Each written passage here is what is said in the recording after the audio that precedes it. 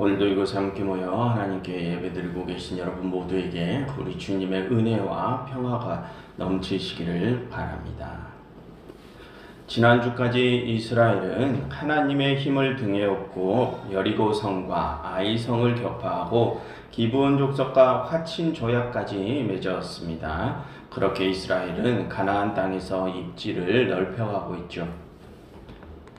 그런데 그 소문이 가나안 땅의 다른 성읍들과 그 왕들의 귀에 들어갑니다. 그래서 두려움에 사로잡힌 가나안의 5 성읍의 왕들이 서로 동맹을 맺어서 이스라엘에게 대적하려 하죠. 예루살렘 왕과 헤브론 왕과 야르뭇 왕과 라기스 왕과 에글론 왕이 동맹을 맺습니다. 그들은 동맹을 맺고 가장 먼저 자신들을 배신하고 이스라엘과 화친을 선택한 기브온을 먼저 칩니다.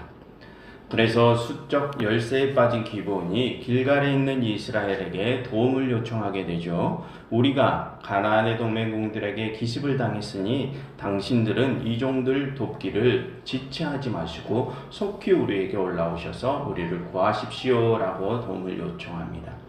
그러니 여호수아가 지체 없이 군대를 이끌고 기브온으로 올라갑니다. 그리고 하나님께서는 그런 여호수아에게 내가 그들을 너희의 손에 넘겨주리니 너희는 두려워하지 말라시며 용기를 심어주시죠.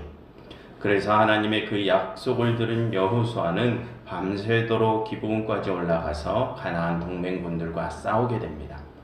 그런데 그때 여호수아는 하나님을 향해 하늘을 향해 이런 기도를 하게 됩니다. 태양아 너는 기브온 위에 머무르라. 달아 너도 아일론 골짜기에서 그리할지어다 라고 기도하죠. 그러니 하나님이 그 기도를 들으시고 전투가 끝날 때까지 태양과 달을 멈추십니다. 그리고 하나님이 일으키신 그 기적 사건 가운데서 이스라엘이 승리하게 되죠. 그래서 전투에서 패하고 남은 동맹군들이 막게다라는 지역까지 도망치게 됩니다. 그런데 그때 하나님께서는 그들에게 우박을 내리셔서 이스라엘이 그들을 칼로 죽인 수보다 훨씬 더 많은 수를 그 우박에 죽게 하십니다. 여기까지가 오늘 살펴볼 내용입니다. 여러분 살펴보신 것처럼 오늘 본문은 이스라엘이 기브온과 화친 조약을 맺은 일로 인하여 가나안 땅의 5 성읍이 동맹을 맺고 이스라엘과 전투를 하는 내용입니다. 이스라엘은 기브온의 거짓말을 잘 살피지 못한 그 실수 때문에 오늘 5 성읍을 동시에 상대해야 하는 큰 위기에 빠지게 되죠. 그런데 오늘 이스라엘은 다시 한번 하나님의 도움으로 그 큰 위기에서 벗어나게 됩니다. 그럼 여러분 오늘 하나님께서는 왜 또 이스라엘을 도우시어 그들을 그 위기에서 건져내신 것일까요? 그것에 대해서 이제 알아보도록 하겠습니다. 먼저 오늘 사건은 가나안의 5 왕이 동맹군을 결성해서 기브온에 쳐들어온 데서부터 일이 시작되죠. 그럼 여러분 왜 그 5 왕이 동맹군을 결성하고 기브온에 쳐들어온 것입니까? 먼저는 이스라엘이 하나님의 힘을 등에 업고 파죽지세로 가나안을 점령해 오고 있기 때문입니다. 그리고 기브온이 자신들만 상륙했다고 그 이스라엘과 화친 조약을 맺었기 때문이죠. 그래서 가나안의 5 왕들은 위기감을 느끼고 자신들도 힘을 합쳐서 이스라엘을 대적하려 한 것입니다. 그리고 이스라엘과 화친을 맺은 기브온을 먼저 쳐서 이스라엘의 힘을 약화시키려 한 것이죠. 그래서 그렇게 동맹군의 기습을 당한 기브온은 수적 열세에 빠지게 됩니다. 그래서 다급히 이스라엘에게 도움을 요청하죠. 그럼 여러분 그 구원 요청을 받은 이스라엘이 오늘 어떤 반응을 보입니까? 지난번에 우리가 그들에게 속아서 조약을 맺었으니 이번 기회에 가나안 족속들끼리 자기들끼리 서로 싸우다 망하게 그냥 놔두자 이렇게 합니까? 그렇지 않죠. 이스라엘은 기브온의 구조 요청을 모른 척하지 않습니다. 비록 속임수와 실수로 맺어진 조약이었을지라도 그 조약은 하나님의 이름으로 맹세한 약속이기에 이스라엘은 끝까지 그 조약에 책임을 다하려 합니다. 뿐만 아니라 오늘 이스라엘은 자신들과 조약을 맺은 그 기브온을 구하기 위해서 최선을 다하는 모습도 보입니다. 그저 뒷말이 나오지 않도록 하기 위해서 구하는 신용만 하는 것이 아니라 자신들이 할 수 있는 최선의 노력을 다해 기브온을 구하려 하죠. 여러분 6절을 한번 보십시오. 거기를 보시면 기브온이 여호수아에게 구조 요청을 하면서 이렇게 말했죠. 당신의 종 돕기를 더디하지 마시고 속히 우리에게 올라와 우리를 구하십시오라고 합니다. 그러니 7절에서 곧바로 여호수아가 군대를 이끌고 길갈에서 기브온으로 올라가죠. 이스라엘은 화친 조약에 대한 책임을 지기 위해 한치의 망설임도 없었다는 것입니다. 그리고 6절을 다시 보시면 기브온이 이스라엘에게 구조 요청을 하면서 우리에게 속히 올라오십시오라고 하죠. 7절에서도 이스라엘이 길갈에서 올라갔다라고 하고요. 여러분 당시 이스라엘이 있던 길갈에서부터 기브온까지는 해발 고도가 1000m 이상 차이가 나는 험준한 산길이었습니다. 당시 이스라엘은 기브온과의 약속을 지키기 위해서 그런 험준한 산길을 한치의 망설임도 없이 오른 것이죠. 뿐만 아니라 이번엔 9절을 보시면 여호수아가 밤새도록 올라갔다라고 하죠. 이스라엘은 화친 조약을 지키기 위해 해발 고도가 1000m가 넘는 험준한 산길을 밤새도록 올라가서 싸운 것입니다. 그처럼 이스라엘은 비록 속아서 맺은 조약이었음에도 불구하고 그 조약이 하나님의 이름으로 맺은 조약이었기에 자신들이 할 수 있는 최선의 노력을 다해서 그 조약에 책임을 다한 것입니다. 그랬더니 그런 이스라엘에게 하나님이 어떤 말씀을 하십니까? 8절 하나님이 여호수아에게 그들을 두려워하지 말라 내가 그들을 너희의 손에 넘겨주리라 하시죠. 여러분 이전에도 하나님께서는 이스라엘이 여리고 성을 칠 때와 아이 성을 칠 때 그들에게 오늘과 동일한 말씀을 하셨습니다. 두려워하지 말라 내가 그들을 너희 손에 넘겨주리라 라고 하셨습니다. 그리고 그 약속대로 하나님께서는 그들을 그 전투들에서 모두 승리하게 하셨죠. 그처럼 오늘 하나님께서 이스라엘에게 주신 이 약속 또한 확실한 약속입니다. 하나님께서는 이스라엘에게 승리를 보장해 주신 것이죠. 그럼 여러분 왜 오늘 하나님께서는 그들에게 그 승리를 보장하신 것입니까? 그들이 비록 실수로 맺은 조약이었다고 할지라도 그 조약에 걸린 하나님의 이름을 지키기 위해 자신들이 할 수 있는 최선의 노력을 그들이 다했기 때문입니다. 여러분 하나님께서 우리에게 원하시는 것은요 완벽함이 아닙니다. 하나님은 우리의 노력을 원하십니다. 비록 실수들이 있을지라도 우리가 당신과의 언약을 지키기 위해 우리가 할 수 있는 최선의 노력을 다하는 것, 그것을 하나님이 원하는 것이지 우리가 완벽하게 모든 일을 다 해내길 원하시는 것이 아닙니다. 여러분 하나님께서는 그렇게 우리가 당신과의 언약을 지키기 위해 최선의 노력을 다하는 모습을 보일 때 우리의 실수를 전복시키시어서 우리에게 승리를 안겨주십니다.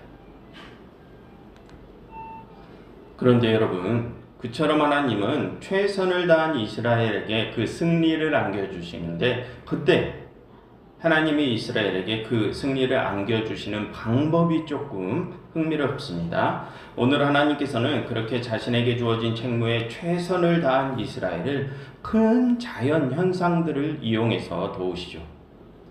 여러분 11절을 보시면 이스라엘에게 패한 동맹군들이 도망갈 때 하나님이 하늘에서 큰 우박을 내리시어 그들을 죽이셨다라고 하죠.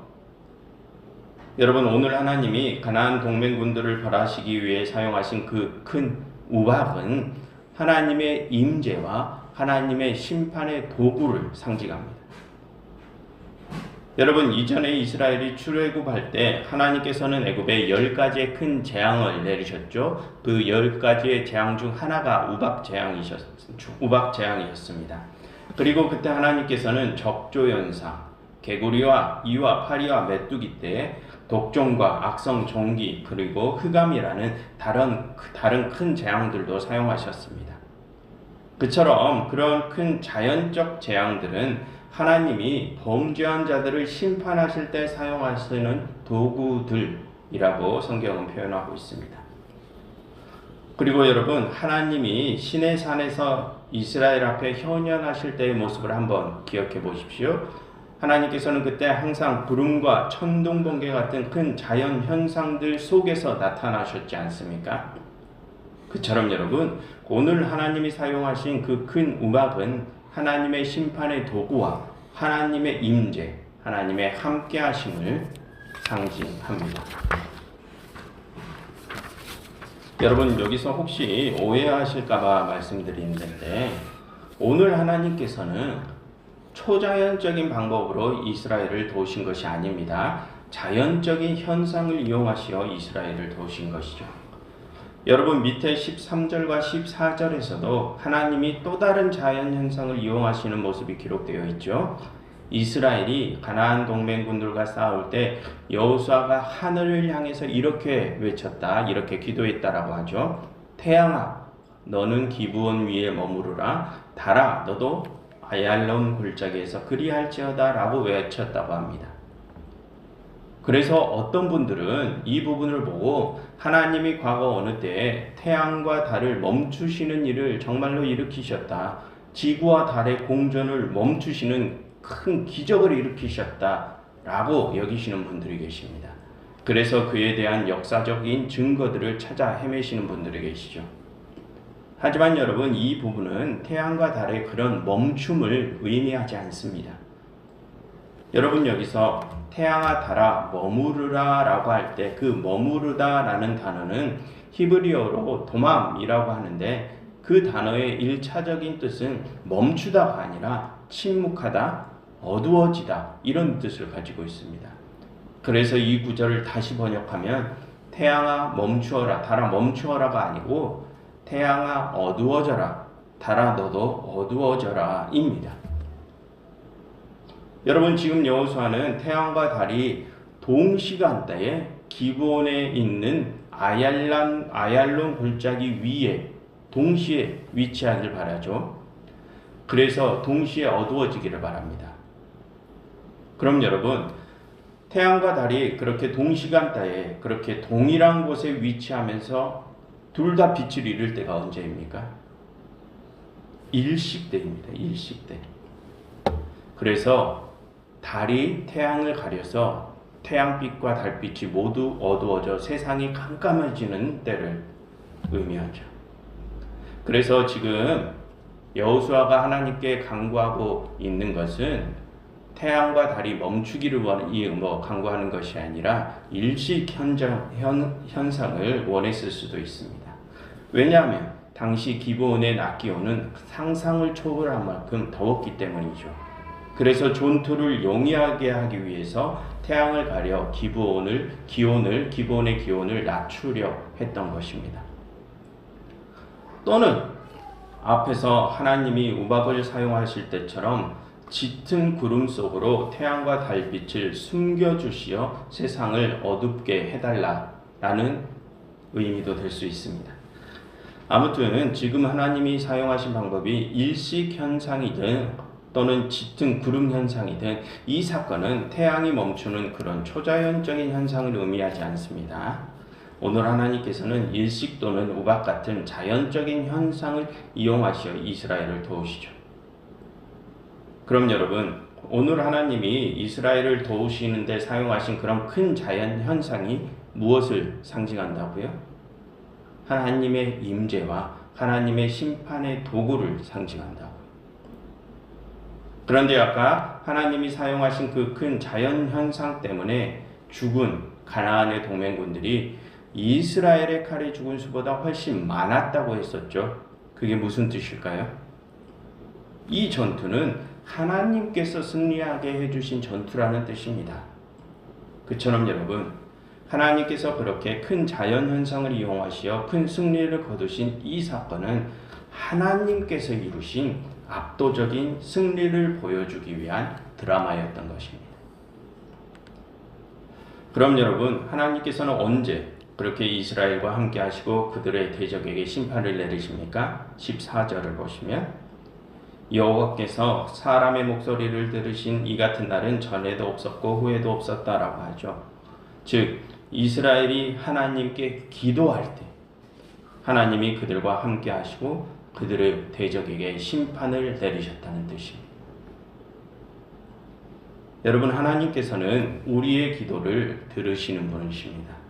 우리의 위기를 그냥 지켜보고만 있지는 않으시죠. 5 성읍이 동맹을 맺어 공격해오는 그런 큰 위기의 순간, 하나님이 이스라엘의 간구를 들으셨던 것처럼 하나님께서는 우리가 큰 위기에 빠진 순간에 당신을 향해 부르짖는 그 소리를 들으십니다. 그런데 여러분, 오늘 하나님께서는 이스라엘이 그 위기 순간에 단순히 하나님께 부르짖었다고 해서 그 기도를 들어주신 것은 아니죠. 그럼 오늘 하나님께서는 왜 그 이스라엘의 기도에 응답하셨습니까? 이스라엘이 어떤 모습을 보였기에 그 기도에 응답하셨습니까? 그들이 하나님과의 언약을 지키기 위해 자신들이 할 수 있는 최선의 노력을 다했기 때문에 그 기도에 응답하신 것입니다. 그래서 그때 하나님이 직접 나서시는 기적의 사건이 시작된 것이죠. 여러분, 이스라엘은 기브온의 속임수 때문에 화친 조약을 맺었죠. 이스라엘은 먼 곳에 있는 성읍과는 화친을 할 수 있다는 신명기법에 의해서 그들과 화친 조약을 맺은 것입니다. 그런데 여러분, 그 신명기법은 먼 곳에 있는 성읍, 즉 중심에 모여있는 힘 있는 성읍들이 아니라 먼 곳에 떨어진 힘없는 성읍들과는 화친을 맺을 수 있다는 취지의 법입니다. 쉽게 말하면 약한 자들과는 화친 조약을 맺을 수 있다는 것이죠. 그래서 이스라엘은 기브온이 약한 사람들, 약한 성읍들에서 온 줄을 알고 그들과 화친 조약을 맺은 것입니다. 그런데 이스라엘은 그런 선한 의도로 그들과 화친 조약을 맺었으나 그 일로 인해서 강대한 5 성읍과 맞서야 하는 큰 위기에 빠지게 되었죠. 선한 일을 하려다 큰 위기를 도리어 맞닥뜨린 것입니다. 그래서 이스라엘은 자신들에게 닥친 그 큰 위기가 어쩌면 하나님께서 자신들에게 내리신 큰 벌이라고 생각을 했을 수 있습니다. 자신들이 기브온과 화친 조약을 맺음으로써 하나님이 명하신 진멸법을 어겨서 받게 된 큰 벌이라고 생각했을 수도 있죠. 그래서 그 동맹군과의 전투에서 이제 자신들이 사망할 수도 있다고 생각을 했을 것입니다. 하지만 이스라엘은 그 조약을 맺은 데에는 기브온의 속임수를 잘 살피지 못하고 하나님께 의지하지 않았던 자신들의 실수도 있었기에 그 실수를 인정하고 그 조약에 끝까지 책임을 다하려 한 것입니다. 또한 그 조약에는 하나님의 이름이 걸려있기에 그 하나님의 이름을 지키기 위해 이 전투에서 자신들의 생명을 잃는다고 할지라도 끝까지 그 조약을 지키려 한 것이죠. 뿐만 아니라 그들은 자신들이 할 수 있는 최선의 노력을 다해 그 일에 책임을 지려 했습니다. 1000m가 넘는 험준한 산악 지역을 쉼없이 올라가서 그런 기진맥진한 상태로 자신들에게 주어진 책임을 다하려 한 것이죠. 그들은 자신들의 생명을 걸고 자신들의 온 힘을 다해 그들을 도운 것입니다. 그렇게 하나님께서는 그들의 그런 노력을 보시고 그들의 기도에 응답하시어 당신께서 직접 움직이시기 시작하신 것입니다. 여러분, 만약 오늘 가나안 동맹군이 기브온을 쳐들어오지 않았다면 이스라엘은 그 5 성읍들을 하나씩 많은 피를 흘려가며 격파해야 했을 것입니다. 그러나 하나님께서는 동맹군의 그 큰 위협을 역전의 기회로 바꾸셔서 그들을 한 번의 전투로 일망타진하는 기적의 승리를 일으키셨죠. 여러분, 오늘 하나님께서 우박과 일식으로 그들을 격파하신 것이 기적이 아니라 그렇게 이스라엘에게 닥친 큰 위기를 역전의 기회로 바꾸셔서 큰 승리를 얻게 하신 일이 바로 하나님의 기적의 역사인 것입니다. 그런데 그 기적의 역사는 이스라엘이 하나님과의 언약을 지키기 위해 자신들이 할 수 있는 최선의 노력을 다했기에 일어날 수 있었죠. 이스라엘의 그 책임 있는 모습이 하나님의 기적의 역사를 불러일으킨 것입니다. 여러분, 우리도 가끔 선을 행하려다가 도리어 큰 위기를 맞을 때가 있죠. 우리의 의도는 좋았으나 작은 실수 때문에 내 힘으로는 빠져나올 수 없는 상황에 처해질 때가 있습니다. 그래서 우리는 낙심하고 절망에 빠질 때가 있죠. 하지만 여러분, 그럴 때일수록 최선을 다해 하나님과의 언약을 지키려 노력하십시오. 그리고 하나님께 간구하십시오. 그러면 그때 하나님께서는 그 위기의 순간을 기회로 삼으시어 우리에게 큰 승리를 안겨주실 것입니다. 태양을 가리시고 우박으로 큰 대적들을 한 번에 몰아치신 것처럼 우리의 삶에도 우리가 이전에 경험할 수 없었던 그런 큰 기적의 역사를 하나님께서 일으켜 주실 것입니다. 그러니 여러분, 내가 할 수 있는 최선을 다해서 하나님과의 언약을 지켜내십시오. 그래서 하나님이 일으키시는 그 기적의 역사를 경험하시기를 간절히 바랍니다.